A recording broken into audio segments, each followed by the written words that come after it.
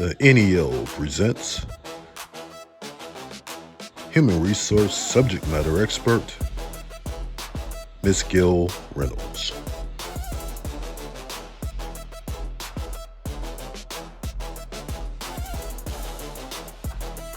Welcome, everyone, to the National Engineering League Presents. Today, our special guest is Ms. Gail Reynolds from Virginia.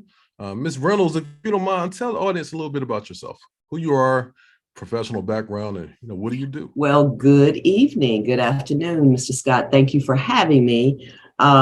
Gail Reynolds, as you indicated, professional human resources for 40 years. Believe it or not, it doesn't seem like it. I don't believe that. You're fresh out of high school. I don't believe that. I wish. Almost was when I was fresh out of college almost, though, when I started this. So 27, I started in human resources, and it was not intentional. When I went to undergrad, I wanted to be a lawyer. And so when I finished undergrad, I moved to DC, and it was in 1980. And Marion Barry was the mayor. He was running again for his office. Sterling Tucker was chairman of the city council at that time, and he was running for his old position. He was the first elected chairman of the city council. So now you had to vote for city council, first time. And so I'm this little young, fresh out of college girl who had an opportunity to ride along with Sterling Tucker every day for probably a month or so. And I did not know what I was doing. I'm thrown into all of this DC, a country girl from North Carolina, green as a butterbean, thrown into all of this. And it was quite amazing. I had no idea, hindsight, what I was involved in and what I was exposed to. So I got to see all of the things that go on in politics in Washington. And I decided I didn't want to do that. Right. I didn't want that life. I was very disappointed of the reality of what politics were all about. You're doing behind the scenes. That behind the scene politics thing was nauseating to me. And so I didn't want to do any of that anymore. So I worked for a bank for a while and got picked up by, it's all about who you know sometimes. So I got involved with this company, a defense contractor. They were the largest Technology Applications Inc., TAI, in Northern Virginia. And they were a minority-owned firm doing great things. And so I knew someone who knew the president, got me a job as a budget analyst. Now, I knew about as much about being a budget analyst as I know about being a civil engineer. Right. But somehow it worked out. I was, Department of Navy was my customer. Long story short, the vice president of human resources of that company called me in his office one day and he said, Ms. Reynolds, I know that your family lives in Virginia and you would like to move back to Virginia from Washington, which I was really tired of DC. And we have a huge contract down in Norfolk to install weapon systems and weapon elevators on board ships. And we need like 300 new hires yesterday. And I know you don't know anything about human resources, but I think your personality would be a great fit and will teach you everything you need to know. And so that's how I got started in HR, just by happenstance. 40 years later, it's my passion because it was much more than what I realized it was. What I realized is just about liking people and caring about people. And I've met so many HR people who are not nice people and they don't care about people, which is quite amazing to me. Right. But I have found in my many years that you really have to like people. People are not always likable, but when people are not likable, they're usually because they don't know or they're hurting. Right. And so sometimes you just have to be humble enough to say, look, my job is here to be a servant. And that's how I see my job, as a servant. I see my job is not, I work for USI Insurance. We are a pretty big insurance broker. We do over $2 billion a year in revenue, and I've been with them for 9 years. I've worked in very many areas of human resources, but every job that I have worked in, including this one. I don't work for the company. I work for God, and that's how I see it. And so I go in there with a different kind of attitude. Yes, I'm a professional. I'm going to do what is best for the company, but it's deeper to me than that. USI would not be the great company that it is without its people. And so you got to treat people right. It's just that simple. People don't leave companies because they hate the job. They leave the company because they don't like their supervisor, right, or how they're being treated. And so just treat people right. It's pretty simple. They came there. They knew what you were going to pay them when you got, they were okay with that pay, with that salary. And so now all of a sudden they don't like the job anymore. What's wrong? And it's generally either they're not good at the job, or there's a supervisor who's not treated them properly. And so now that we're in this remote environment, it even is harder to bring people into the fold and keep them in the fold. But I'm kind of out there on a tangent. I'm going to digress a little bit to your original. It's okay, because you made a couple of good points, Ms. Reynolds. So first, I heard sometimes you got to get in where you fit in, right? Yes. You might not be an expert in what you may be asked to be doing, but you can learn it, right? Yes. So you learn how to be a business analyst and HR professional, right? Yes. Just because someone saw the talent in your attitude, that you probably had a great attitude back then, was willing to jump in and do what you need to do. And that's how your opportunity opened up, right? Yes. And I tell that to a lot of young people, your gift, because we don't always know what our gift is, which gift, because we have many gifts. Your gift will make room for you. And so I just believe if you do the right thing and show up, the right thing will happen. If you do the work, you have to do the work. It's not just going to happen, by osmosis. And so I was at the right place at the right time. And I just believe it was the right opportunity. And obviously it was, because I'm still doing it. And I have a passion for it. And so many other things have happened to me and with people and for other people as a result of just being in HR. And I have learned over these 40 years, if you are a good HR professional, you can convey those skills to any job that is business related. HR people know how to run a business. They know how to get people, keep people. They know how to staff. They know how to spend money and save money. And those are the basics of running a good business. And they also know how to ask for help when they don't know what they're doing. Right. Okay. Well, you mentioned a couple of other good things too. I heard passion, and also you kind of discovered your niche along the way, right? Helping people and being there for people and working for God, because I believe in the same thing. I'm an engineer, but when I go to work, especially dealing in the aerospace industry, it's like, I'm going on a trip and going on a vacation and getting on an airplane. What could I have done, or what do I expect people to have done that's in this chain of maintenance, design, anything related to the building of that airplane and maintenance of it?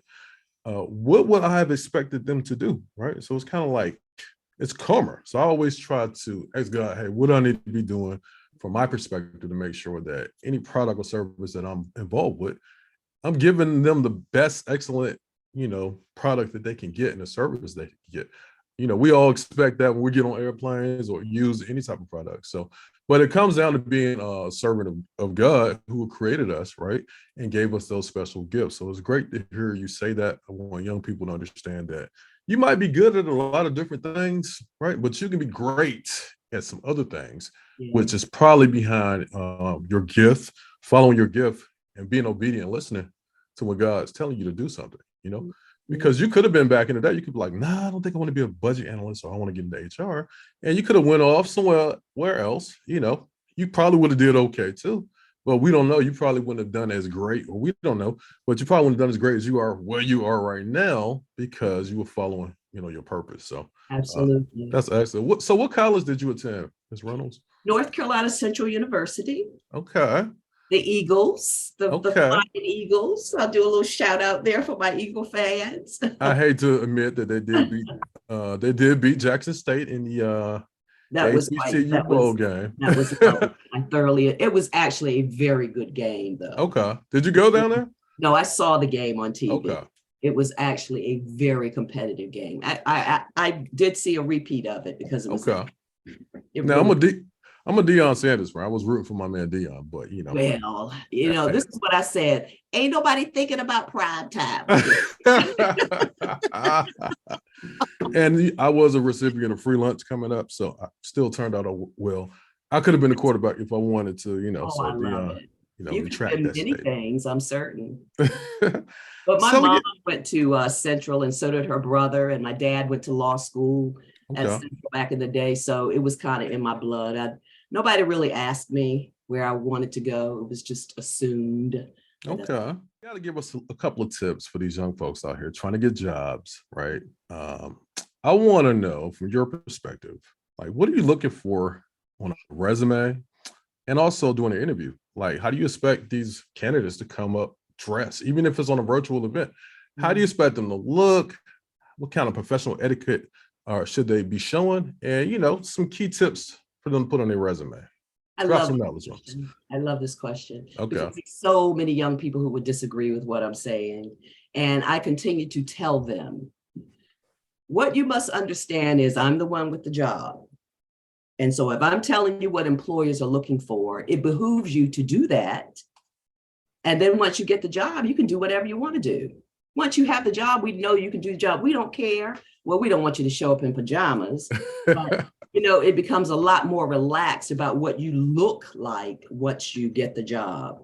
And so let's start with the resume, because this is I look at so many resumes. I've looked at thousands of resumes in 40 years, as you can imagine. A lot of people want to wow you with all of these pictures and all of this pretty font and all these different colors of paper and all. I really don't like any of that. It's a waste of time. Don't spend your money. What HR people, because we're looking at them so quickly, you get 10 seconds view. So in 10 seconds, I need to see that you can do what I need you to do. I need to see your name.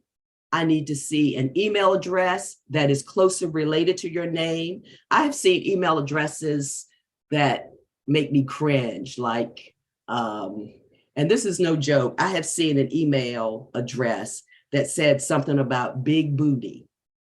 It was on an email that came on a resume for someone this was years ago. But I will never, ever forget that. And I just couldn't believe, I actually think I have a copy of it somewhere. That's hilarious.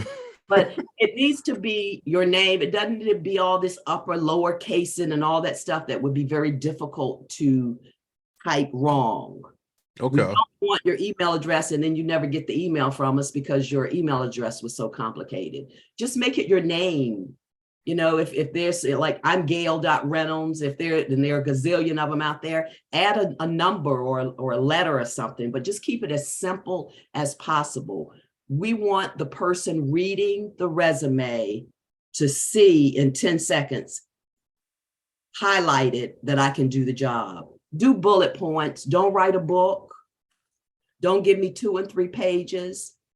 Unless you are looking for a job as a president of my company, I don't need to see more than 2 pages. I prefer to see 1 page with the last 10 years. I get resumes 4 and 5 pages because people have had so many jobs. I don't want to know that you've had all those jobs. That scares me. I'd like to know that you have been at one place for a long period of time, or unless you're a new person, we get a lot of people in our accounting center who are fresh out of school with an accounting degree, and they come to us for a year or 2 to get some experience and they move on.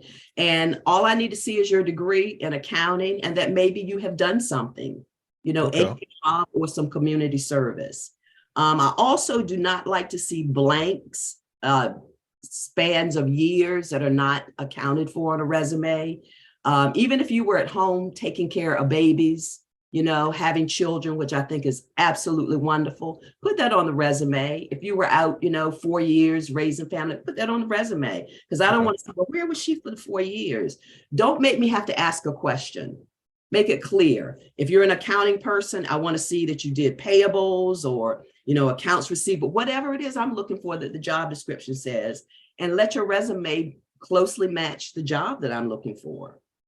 I'm sure people get resumes all the time. I'm looking for a manager in the accounting center, and I see that you ran a bar or you did. That's not relative. Not that there's anything wrong with it because you may have owned a bar, but I don't need to see that on an accounting resume. Right. It needs to be short, bullet points, and to the point. You'll get my attention because it's amazing why they still don't know that. Okay. Well, Simplicity. those are some great tips, Ms. Reynolds. Like, font. Just keep the font simple. New Times Roman, Yes. 12, size 12.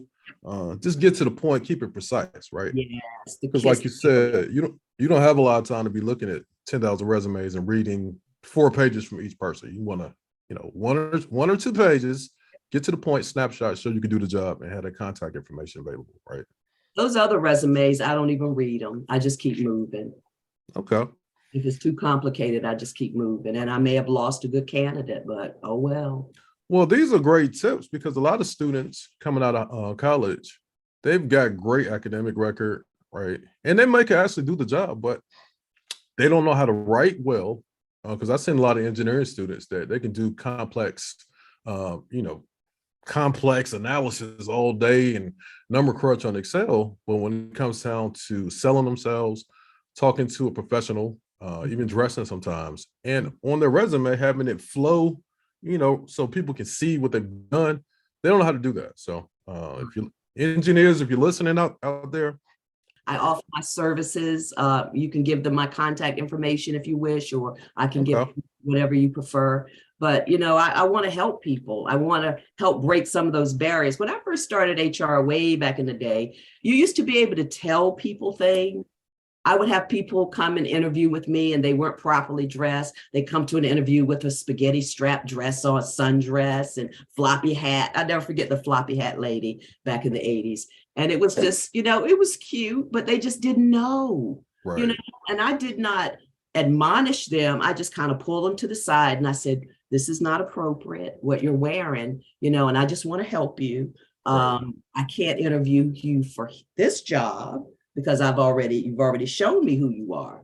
But if you take my recommendations, I'm certain that you will have better luck the next time. And people loved it. They embraced all of that. But 20 years ahead of, you can't tell people anything. They get upset with you. Well, who do you think you are? Well, ma'am, I'm the one with the job. What are we talking about here? Right. You don't know everything.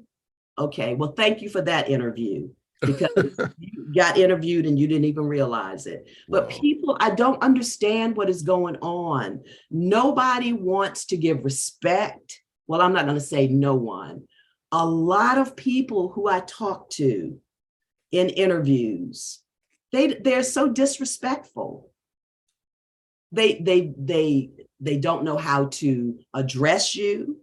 If you're on an interview and you're speaking to someone, and I usually am not going to talk to you, do a virtual on the first interview. It'll be a phone interview. They don't know how to address you. They don't know how to introduce themselves. They don't know how to say pleasantries. They don't know how to say thank you, may I. All of that is missing.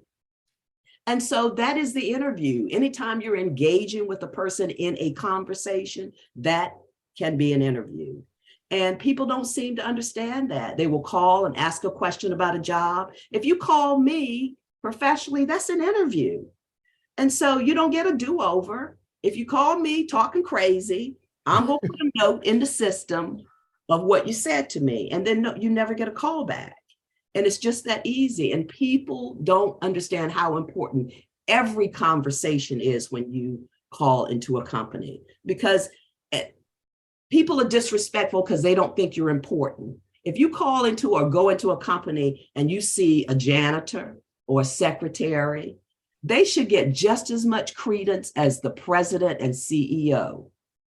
Those are the things that I look for. How do you treat just the regular person? I know what you're going to do, when everybody's looking at you, but when nobody's watching, and we get a lot of opportunities to see that and to hear that from people, what do? And so that's the interview. Maya Angelou said, and I love this part, if somebody tells you who they are, believe them. That was some really solid advice. I've had to apply it several times in my career and personal life with friends, colleagues, and at work. And you just sit back and observe people. They'll show you who they are, right? So you don't have to say a word, just let them do their thing. you brought up a couple of good points. There was one instance at work, and this guy was walking down the hallway, and we were trying to find out where the maintenance crew sat because we had to get a whiteboard mounted, right? We had some new people coming to work, just trying to get them set up. And walking down the hallway, the gentleman stopped the employee and made this statement, which I still cringe when I hear it. He said, "Hey, janitor guy, we need some help over here." So I was like, what? So it was an older gentleman I was with, and the janitor was an older gentleman too. But the janitor remained professional. He says, "There's something I can help you with, sir." He had no idea that the janitor guy was really cool with the president of the company, right? So word got back to this employee being kind of disrespectful and not respecting people. And, even though I was a younger guy, I had to check him because I don't play that, When I worked at Target, when I was working in Hampton back in the day, one thing we learned in Target was, it's not customer service, it's guest service, right? And we learned how to deal with people in the public, deal with our coworkers, and really satisfy the guests what they wanted. They're in there spending their money. Let's make sure we give them a good experience so they'll come back, right? So I think that's one thing that we should look at as employees. Hey, man, everyone is a customer, whether it's your supervisor, your coworker, your actual customers is paying you, paying for the contract or whatever the service that you're providing. Like, treat people with respect. So that's a good point. And it's key that you said every conversation is an interview. I'm writing that one down because never heard it quite put like that before, but you're right, because people are always watching you, whether, yeah, and there's eyes everywhere. They got optics everywhere. And which brings me to another point, Ms. Reynolds, about social media and people wilding out on social media, right? As an HR professional, what advice can you give us on how people should think about acting before they put crazy stuff on social media and their employees?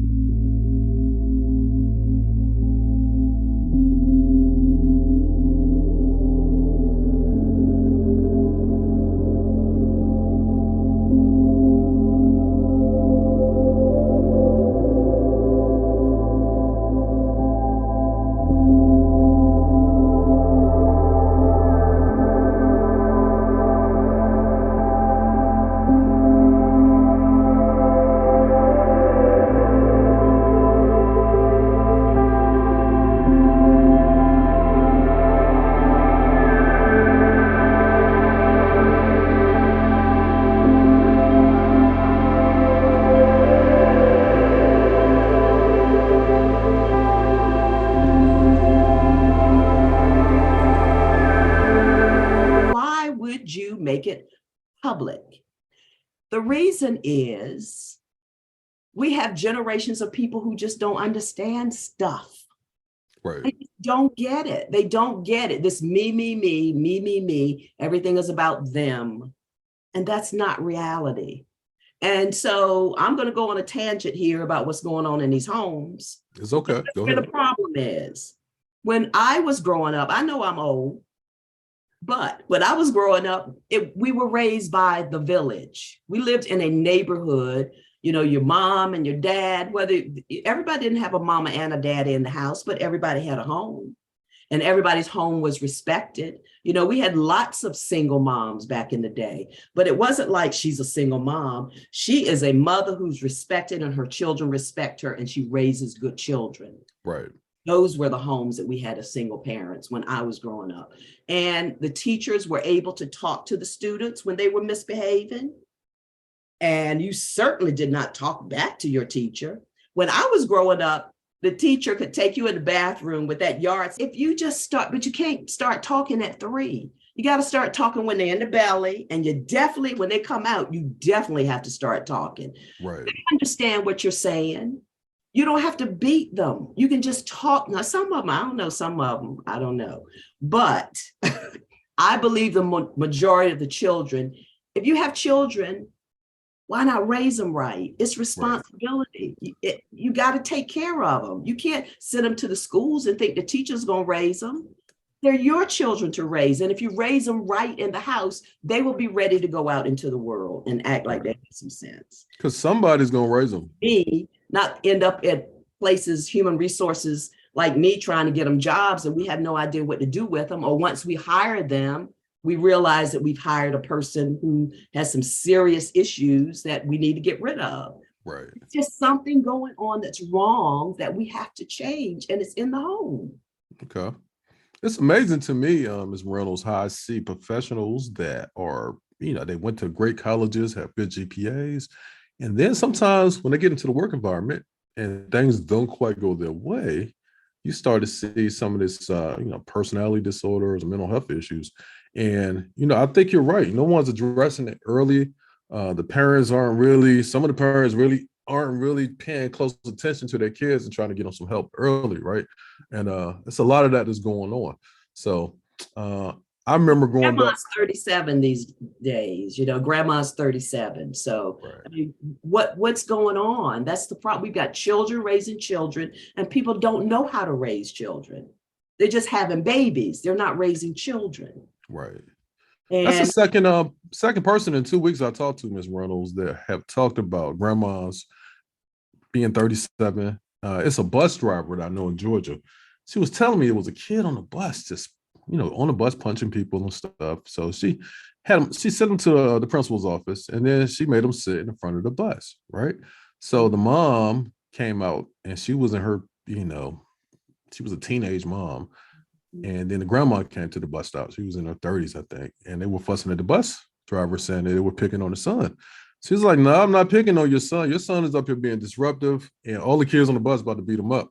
So I'm really trying to protect him, but y'all need to do your part and get some help. But she was saying that it's like, grandmas are like 35, 36, Mm-hmm. So any advice that you have? Everybody else, they're just blaming everybody else. The advice I have, and I tell my employees I have employees, so my supervisor's picking on me. What is this about, picking on you? We wake up in the morning and get dressed to pick on people. We're Right. trying to do a job. If you don't do your job well, we have to address performance. And that's what people are calling picking on people. I'm just very confused. It's just not young people with this foolishness they're talking. We got 50-year-old women saying she's picking on me. I'm dealing with. So this is what the dilemma is today. Nobody wants to look in the mirror. If I always say, and I've always told my son, if there's anything going on in your life that's not going well, look in the mirror first. It could be your friend who's causing it, but it's still your fault because you chose that friend.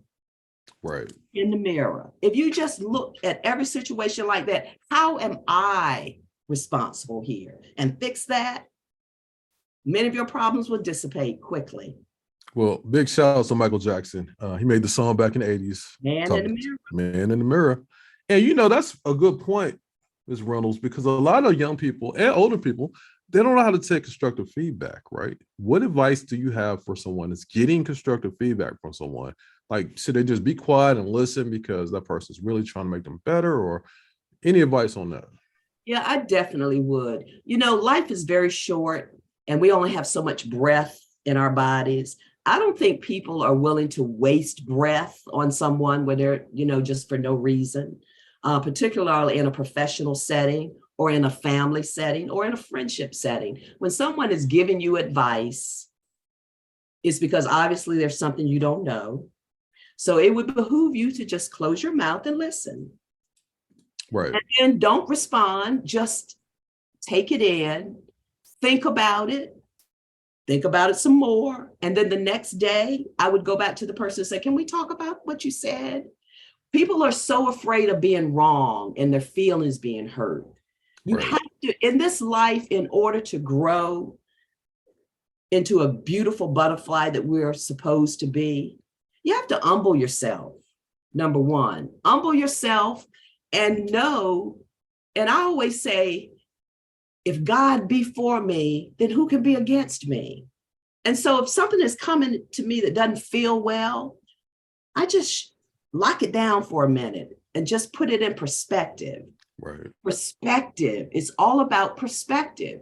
because someone may be trying to help you by saying something to you. That's a good perspective, but you're in a really foul mood and you're mad at the world. So your perspective to receive it is not appropriate for the perspective of the person who's trying to help you. And so you lost a great opportunity to grow just because you mad. That's a good point, Ms. Reynolds. I remember when I was 17, 18, and I grew up in downtown Newport News, grew up in the projects. And as a defense mechanism, it was like we had to protect ourselves, right? So I found myself in a professional environment, sometimes taking things the wrong way. I thought everybody was trying to get me, you know? And I had a good mentor. He was a older Caucasian man. And he liked my spunk. He liked the fact that I ain't taking no mess from the one. But he said, hey, Corey, he said, let me school you up real quick, right? He said, you got a lot of potential. He said, everyone's not out to get you. He said, I tell you something, it's because it's gonna make you better, right? And I started to listen, you know, and it really helped shape the Commissioner Scott that you guys see today, because I wasn't always like that, right? And I would say that if someone gives to the audience, if someone's giving you constructive feedback, it's a present to you, because like Ms. Reynolds said, that's a perspective, that's a data point that someone saw about you. They're telling you this because it's something that's gonna make you better. Someone else, when it comes down to it, you might need to try to get a job or build a relationship. And that person that's the key holder might have the same opinion, right? So you got a proactive approach and proactive way to try to fix that before you get to that point, right? That person's risking a relationship when they tell you that information, because they don't have to tell you anything, right? People that I don't like, if they got a negative attitude, I won't tell them anything, right? But people that I see that have a lot of potential, I'll pull them to the side and say, hey, look, you got a lot of potential. You're going to be great. Take a look at this right here when you get a chance. See if you can maybe possibly hone in on this particular part of your personality or something. See if you could try to, here's an example, try to be more like this person, or, you know, because I see greatness in you and I want the best for you, you know? So I think the way we tell them too has a lot to do with it. But somebody did me like that, Ms. Reynolds. I'm sure somebody did you like that. And I'm not gonna be scared to tell anyone if I feel like they're worth my breath, like you said, right? So Ms. Reynolds, when would you expect a candidate to show up for the job? If the job interview is at like 5:00 p.m., when would you expect them to show up online, even if it's virtual or in person? Well, we had a little computer glitches today, but I was, and you were 30 minutes, I think, before the meeting. You were all set up and ready. And 10 minutes before your meeting, I logged in just to make sure everything was working well. And then I came back off because you were recording. So I said, let me just come out of here. And then I just looked at the clock and I counted down. And at 2 or 3 minutes, I logged back on. You should always be there before the person who invited you to the meeting. Okay. Whether it's 5 minutes, 10 minutes, 2 minutes. And, you know, the more you do this, the more you kind of, it's a 2 or 3 minute thing once you do a whole lot of it. But if somebody's interviewing and I have an interview set up at 5:00, I expect when I get on that meeting, my candidate's there. I should not have to wait for you, not for a second. Now, I will wait for you, but you've already answered one of my questions in the interview without even saying a word. Your punctuality sucks.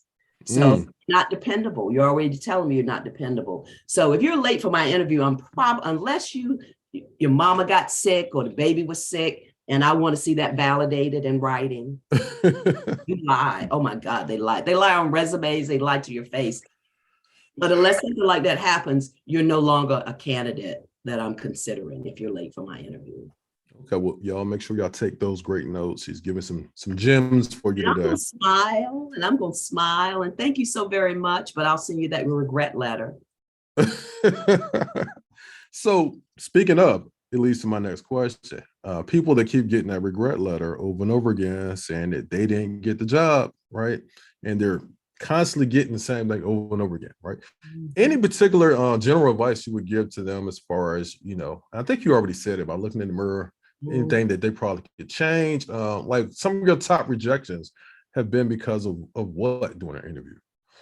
Well, like I just said, people not punctual, people not appropriately dressed. I love this virtual environment that we're in now because you can, as long as you're here good to the neck up, it doesn't matter. You got your pajamas and your little bunnies on, nobody cares. But On the other hand, I'm seeing a lot of employees who are too relaxed. Even though we're virtual, we're still in the office, and we expect you to present yourself as if you were in the office. We don't want to see any babies on your lap. We don't want to see dogs running around and barking and husbands. I've seen so many things. When we first started this a couple of years ago during COVID, we were getting acclimated, and we allowed people, a little grace with some of the craziness that was going on. But now that we are all, we should be acclimated 100%. It's an office. It just happens to be in your house. And so the same things that we want to see in an office, we want to see on that virtual screen. Okay.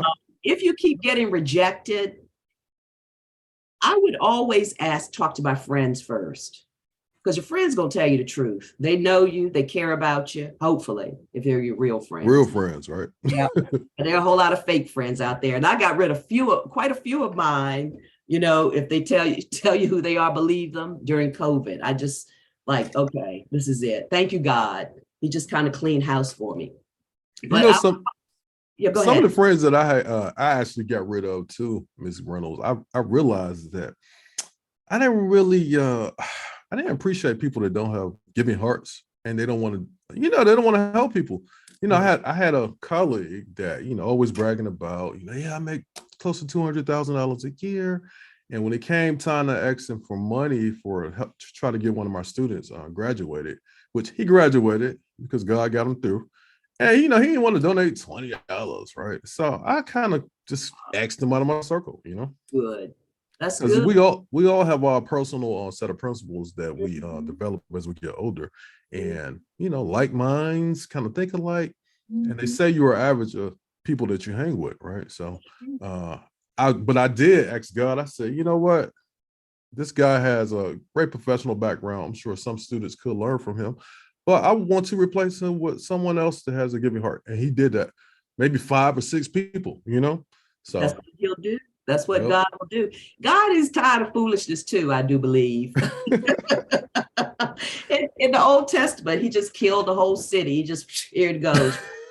Can we get the Old Testament God a little bit back here? Thank you, Jesus, for grace. But can we get, just for a little while, get some Old Testament God to kill some stuff going on? Because it's crazy. He might come next week, Ms. Reynolds. We never know.